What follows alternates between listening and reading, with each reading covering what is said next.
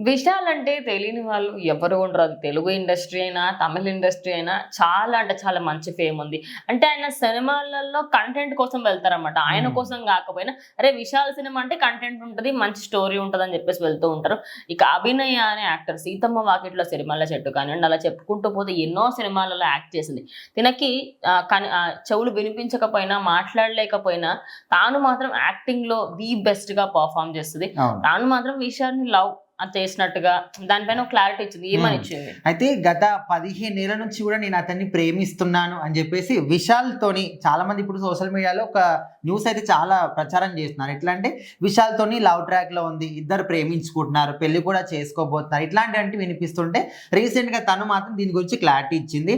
So అందరూ గూడా ఈ విధంగా ప్రచారం జేస్తున్నారు. ఆ వ్యక్తి విశాల్ కాదు.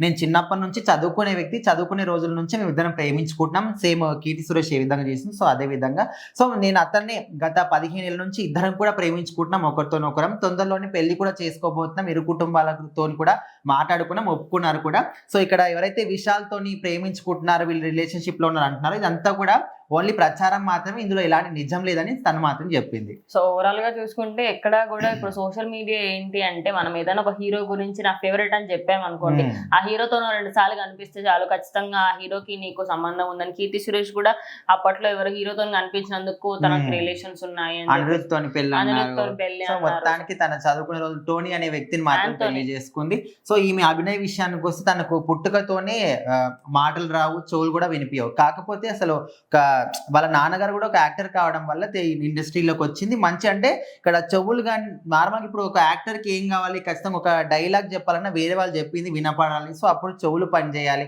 మళ్ళీ మాట్లాడాలనుకున్నా గాని నోరు పనిచేయాలి. సో, ఇట్లా తనకు ఈ 2 అవిటి ఉన్నప్పటికి కూడా తను మాత్రం ఒక మంచి యాక్టర్‌గా అయితే పేరు తెచ్చుకుంది.